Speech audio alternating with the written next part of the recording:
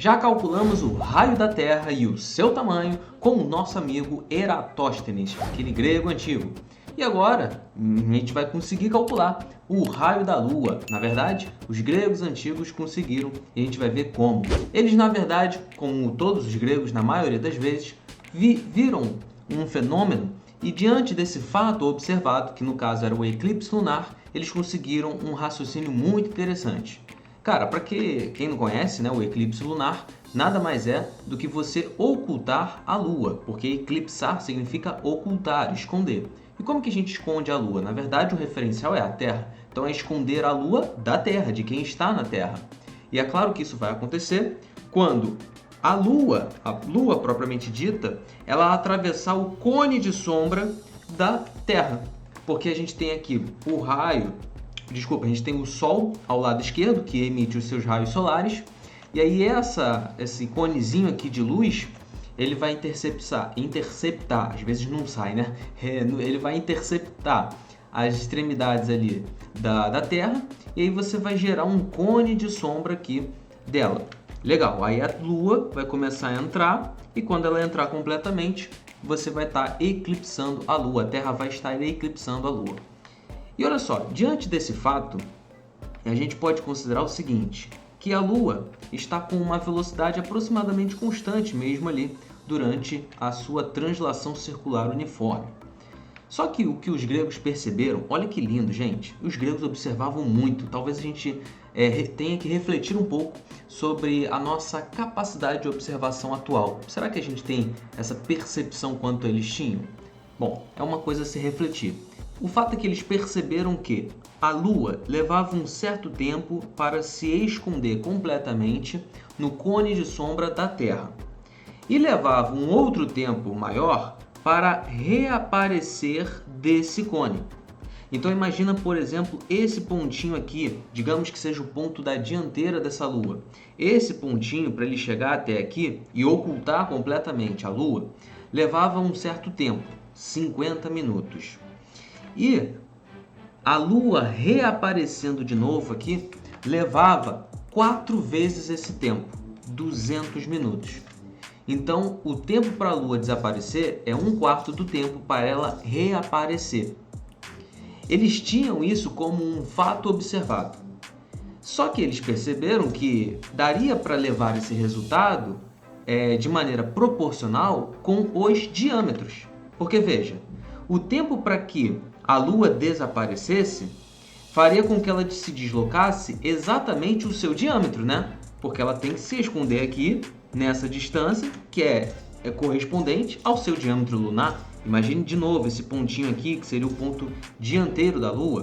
Então esse pontinho atravessando todo o cone de sombra, você tem o diâmetro da Lua ali sendo percorrido de maneira aproximada. E depois, para que ela reaparecesse aqui, ela teria que ter se deslocado um deslocamento correspondente ao diâmetro da Terra. Ela teria que ter andado daqui até aqui, que por aproximação corresponderia ao diâmetro da Terra. Então, se o tempo que ela se esconde leva 50 minutos e o tempo para reaparecer 200 minutos, então a gente pode dizer que o diâmetro da Terra é 4 vezes o diâmetro da Lua também. E já que diâmetro e raio são linearmente, né, eles dependem um do outro linearmente, então a gente também pode dizer que o raio da Terra é 4 vezes maior do que o raio da Lua. E aí, se você voltar no vídeo anterior, onde eu falo sobre o método de Eratóstenes, você vai ver que um dos valores lá que eu coloquei, que seria o raio da Terra aceito atualmente, você pode pegar esse valor de 6.300 e pouco, dividir por 4 para encontrar o raio da Lua. Foi mais ou menos o que os gregos fizeram. E aí, para você ter uma noção, o valor real, né, que a gente tem aí como aceito hoje, seria esse 1.737,4 km.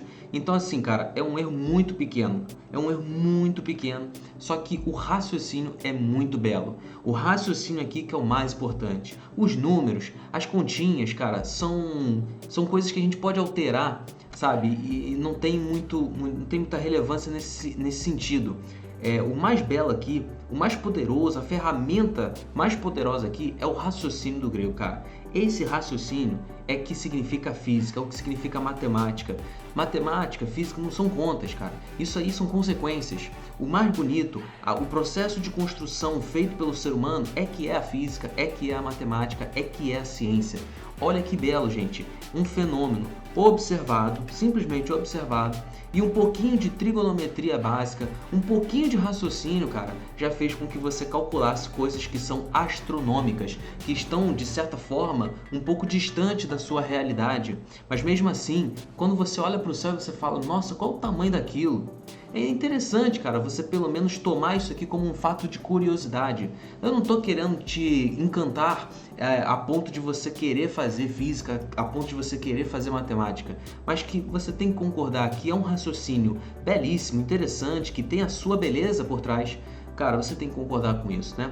Mas só continuando para a gente finalizar, já que você tem a informação dos raios, você pode extrapolar esse resultado e levar para área e volume, sabendo que a área são duas dimensões, na verdade a gente estaria falando aqui da superfície, né, da Lua, e aí você está falando de duas dimensões, então é só você pegar aquele resultado de 4 da proporção e elevar ao quadrado.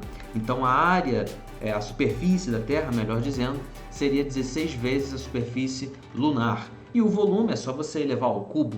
Então o volume da Terra teria ali 64, né, vezes o volume lunar. Espero que você tenha curtido esse vídeo aí, e aí eu espero a sua inscrição também para você continuar ligado aqui nessa playlist de astronomia que vai fazer você performar muito bem nas questões do vestibular e também no Enem. Fica ligado aqui, um forte abraço, bons estudos!